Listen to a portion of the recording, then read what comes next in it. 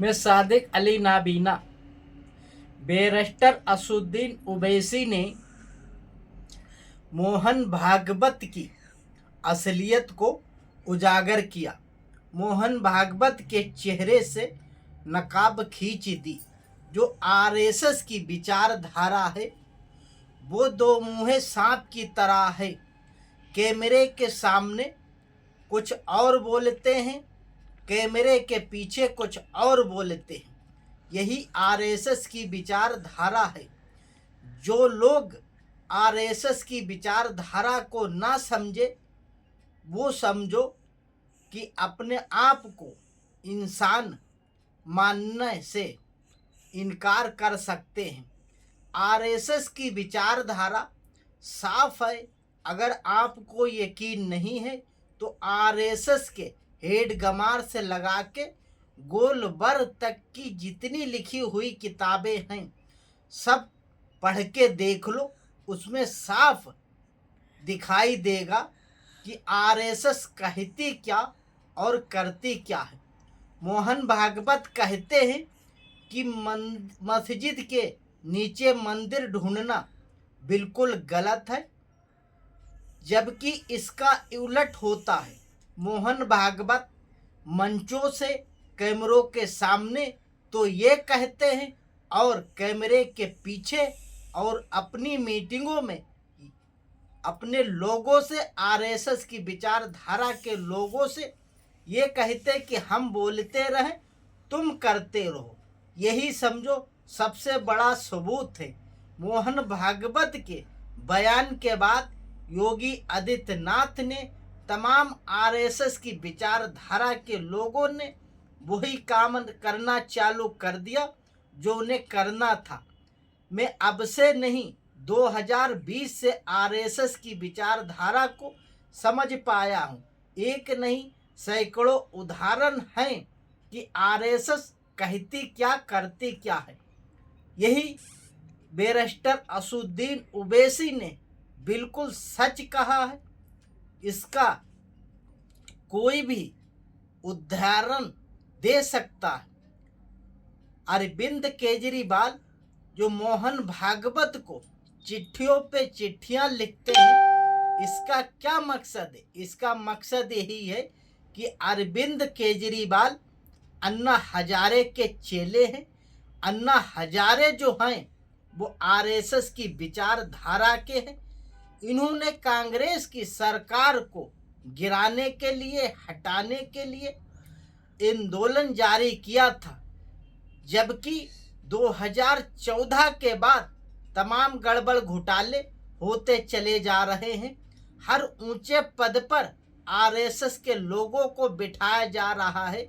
अन्ना हजारे ऐसे गायब हो गए जैसे गधे के सर से सींग गायब होते हैं। अब तक अन्ना हजारे को देखा नहीं गया, जबकि महंगाई दिन पे दिन बढ़ती चली जा रही।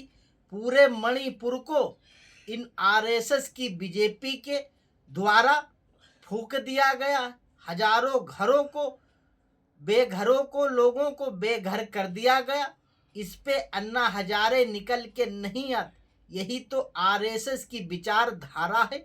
हम सब लोग समझो, अगर देश का कोई दुश्मन है, भारत का अगर कोई दुश्मन है, संविधान लोकतंत्र का अगर कोई दुश्मन है तो वो आरएसएस है।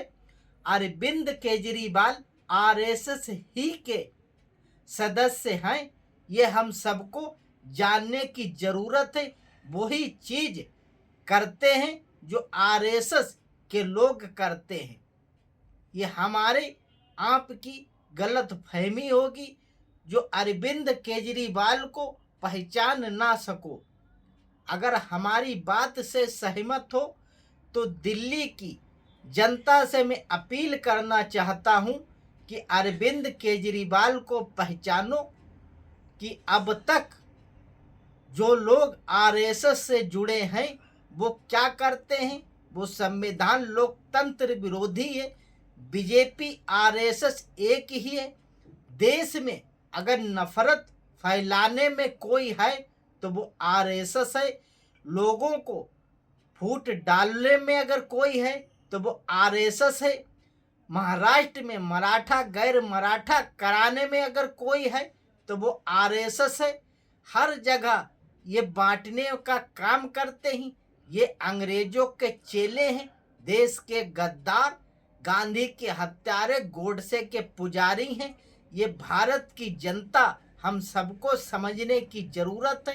एकजुट होकर भारत के संविधान लोकतंत्र को बचाओ, आरएसएस बीजेपी को पहचानो। इसीलिए इन लोगों ने हर ऊंचे पद पर आरएसएस की विचारधारा के लोगों को बिठा दिया है। इनको मालूम है कि अगर जब तक ऐसा नहीं करेंगे तो भारत को हिंदू राष्ट्र बना नहीं सकते। ये मनुस्मृति को मानने वाले लोग संविधान के खुले हुए दुश्मन हैं। ये हम सबको समझने और सोचने की जरूरत है। अगर हमारी बात से सहमत हो, आरएसएस को पढ़ो। एक एक किताब आरएसएस हेडगमार से लगा के मोहन भागवत के तक जितनी भी लिखी हुई है सारी किताबें पढ़ो, आपको हर चीज मिल जाएगी। जो बैरिस्टर असुद्दीन ओवैसी ने बताया है वो बिल्कुल सच बात है, 100% सच बात है। इसमें बिल्कुल भी आशंका नहीं है। अगर हमारी बात से सहमत हो तो इस वीडियो को आगे बढ़ाना, अगर सहमत नहीं हो तो कोई बात नहीं। सभी साथियों से जय हिंद।